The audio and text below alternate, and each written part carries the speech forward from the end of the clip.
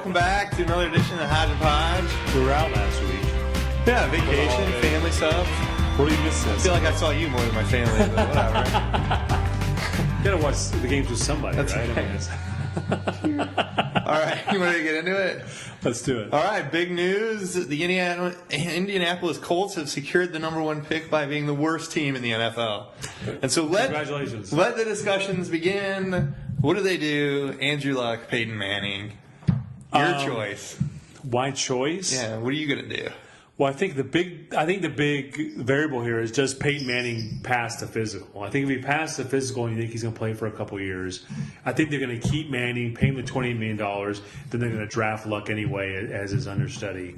But I think if there's any doubt that Peyton is going to pass the physical, I think they'll cut him and then they'll go ahead and. That's a lot of money to put in at quarterback. Dude, the guy's like one of the best quarterbacks of all time. He's probably in the top 5 quarterbacks. No, I'm not faulting Peyton Manning by any stretch. You're a playoff team. If he's I'm just saying, a playoff team. The problem I have is looking at the Indianapolis Colts and how bad they were without Peyton Manning. It just shows you a lot of deficiencies on the team as a whole.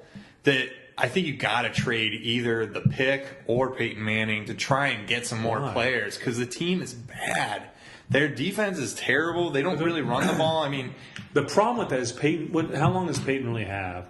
Even if he's healthy, what does he have? Maybe 2 or 3 more years. You can still get like 2 first-round picks. You can build the franchise around Luck or RG3, whoever you select. I don't know. As far as the first, my concern is that Andrew Luck will be walking into not a good situation even after 2 or 3 years because I just don't know how much they're going to be able to build up that team. That team was awful this year without Peyton Manning. And just throwing a quarterback in there and saying that the team's going to be better and they're going to be a playoff team again, I just don't know. I think maybe Freeney and Mathis are kind of getting past their prime. The defense is just really bad. I think you got to do more than that. So you're to keep you say keep Manning and then trade the draft pick. No, I actually would choose to take Luck and probably trade Peyton Manning to the Jets. Maybe Antonio Holmes. Maybe the Jets. Maybe somewhere. I mean, he's at the tail end of his career, but you might need to just bring. You're probably a playoff team with him in there. You really are. I mean, they have been in the last 5 or 6 years. They've been in the playoffs. Yeah. Now he's out, and then they're not. If you put him back in there and he's healthy, that's a big caveat that he passes the physical. You're probably a playoff team again. Yeah. I don't want to go too far on this, but even if you put Andrew Luck in and he doesn't do well in the first year, at least you're still getting a high draft pick the next year. Could be good. That's a whole year. They've had a whole year. I think part of their problem stems from the fact that they're drafting 28th, 29th, 30th every year. I mean, anyway, it's not easy.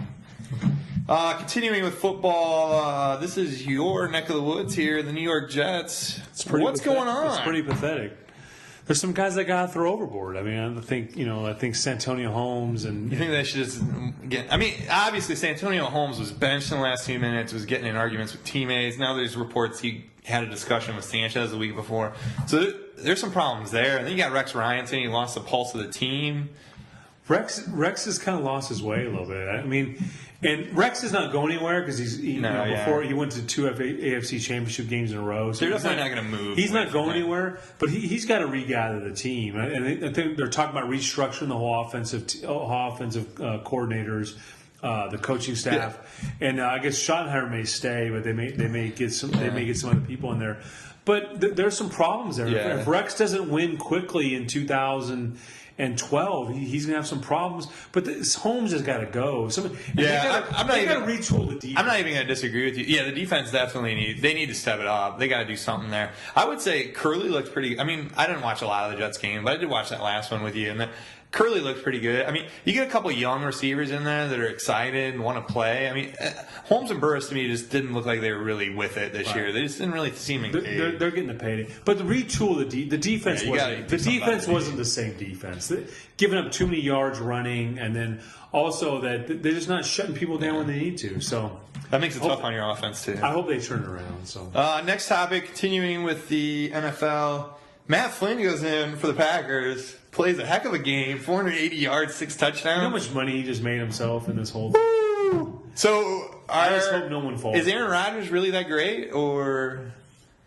I think Aaron Rodgers. Can you put anybody in there and do? No, I don't think so. I think this is sort of a one. Were the Lions maybe that bad on defense? I think it just shows you that the Green Bay Packers are a totally rounded team, and it's not just about Aaron Rodgers. But I don't want to go too far with this to say you can put anybody in there. I think the big danger here is, and this could be Reds because we live in the Northern Virginia area, is that the Redskins could be very apt to pick up and sure, why not? Pay a bunch of money. Do not do this, okay? It's just like, and there's it's so like many, Kevin Cobb, right? It's like a one-hit wonder. There's so many precedents in the NFL as the guy has, fills in, has 2 or 3 good. Here's one game, has 2 or 3 good games. Someone signs this huge contract. He doesn't do anything. He did all right. He did a good job. Right. I mean, you gotta give him credit for it. But let's don't get crazy with it. Let's don't get crazy. Let's give him a couple years. Hey, next topic: baseball. Not quite your Orioles, but the Washington Nationals in the area. Washington Nationals might be one of the top runners to get Prince Fielder. Of course they are, because he's a Scott Boras client, right? So, I mean, they got all the Scott Boras clients. I didn't realize that. That's good information. Thanks for bringing that to the table. They got a huge relationship with them, right? I mean, they got... How awesome would that be, though? He's got to play better than Worth did. I mean, they give Worth that huge contract. He kind of had a down season. Yeah. Fielder's all right. I think he's okay. I think I like Fielder because Cecil Fielder was huge back when I was little. That's a good reason why. I don't know. He was in Detroit. It was only an hour away from me, so it's kind of a big deal. But I think if they sign him, I think that'd be good for the Nats. I mean, the Nats have a pretty decent team. I think what's exciting about him is the owners are committed to having a good team, right? They're going to spend the money to have a good team. It's still not like a Daniel Snyder Redskins throwing money at people. Well, I mean, they got Strasburg, and they got some young guys coming. Right, they got some young guys. They got Worth, and Worth will do better because when the Phillies, you think he wasn't the top guy. He was kind of that upper echelon, but kind of a little below them. You got to have somebody hitting around. Right, and he took the pressure off him. So exactly. So I think if you brought a fielder in and you had those other guys, I think he's going to do well. So all right. I think it would be exciting for this year. I might get season tickets. You hate baseball. All right, so we got another topic. This one might take a little while, but I think we kind of noticed over the season in college football that there's a lot of stuff going on with the uniforms. I mean, obviously Oregon for a while has always had different uniforms here and there. Maryland in the area, they had 36 different combinations. The captain's going to pick. And Notre Dame, they got that new helmet now. It looks different. Then you got a bunch of other teams that have I know. I'm just kind of getting the lead in here. You can voice when you're... Sorry. But some of those other teams are going with the matte finish instead of the high gloss, which I thought was kind of cool. Right. And some teams just wear one different uni for one big game, like Michigan State did, I think, against Notre Dame earlier in the year. Isn't this like a big money grab, though? I mean, they wear these jerseys, and then all the alumni buy them, or even if you're not alumni, you just like the team. I get excited for new uniforms to kind of see it, but then when I start thinking about it, it's kind of it's just a money grab. It's just changing, it's just really changing cash in. And you talk about the Notre Dame helmets, I'm not crazy.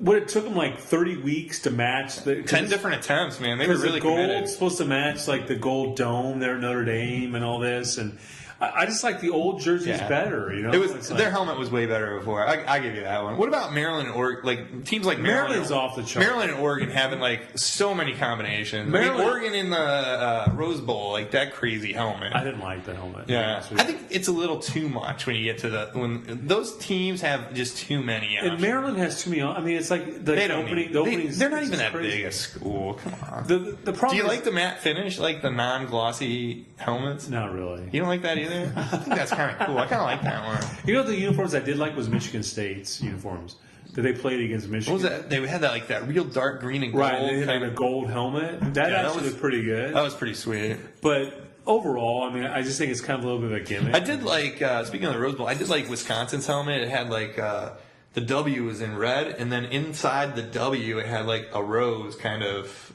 emblem to it. I thought that was kind of a cool touch.